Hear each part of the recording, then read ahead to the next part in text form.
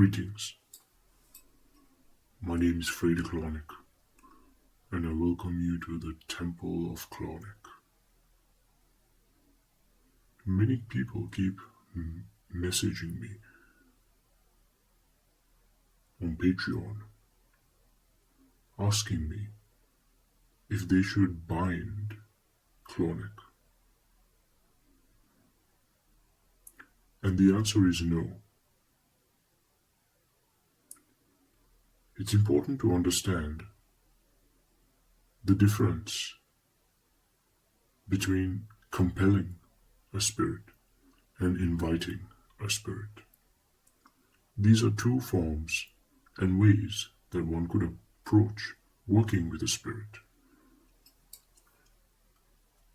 Compelling a spirit involves binding a particular spirit and forcing them to do what you want. Inviting a spirit is, well, as defined by the word, inviting. You are inviting the spirit, becoming its friend, and working with it, rather than forcing it to bend upon thy will. It's almost like, let's say, there's a human being, a person, who has a skill that you want to learn.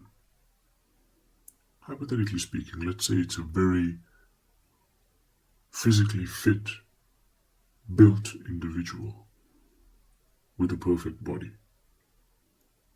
And now you want to get that body. So compelling them will literally be capturing them, putting them in a cage, poking them with a stick, torturing them, and forcing them to teach you how to get that perfect body. Doesn't that sound horrible? But now, let's say you knew this person liked cheese, you knew they liked meat, that you knew they liked some wine. So you invited them, you said, "Hello, this is my name, it's lovely to meet you. I want to get big. But before I ask you how to train my body, I want to give you some wine as a gift, because I know you like wine." And the next day you say, "Hey again, it's me. Here's some cheese, because I know you like cheese. And hey again, I cooked you a steak, because I know you like steak."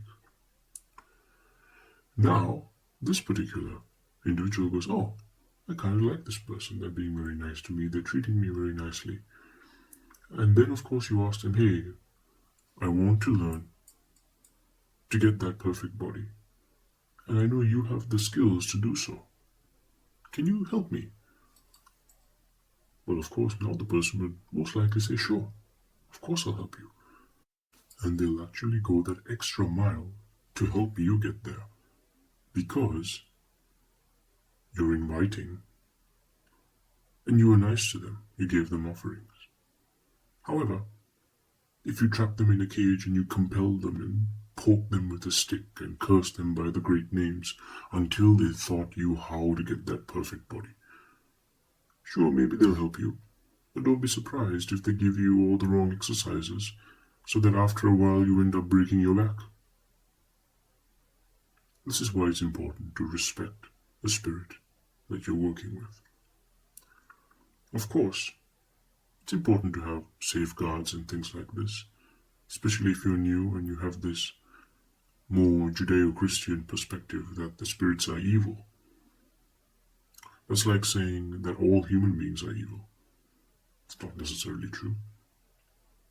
It depends on the person, right? There are people who are nicer, there are people who are wiser, and there are people who are not so nice and not so wise.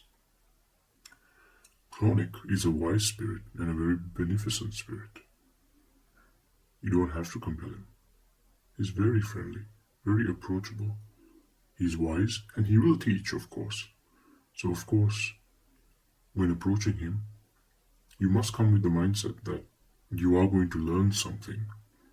It's not that you're just coming to get money from him. He's coming to teach you about money, about finances, about wealth, about managing it. And you must come with that mindset. And he will take you very far. So as I've said many times, connect to Clauneck often. Give, support Clauneck, and spread the word. And I want you to know that Clauneck is here to serve humanity. Avalon is in Clauneck here. Hail Clauneck.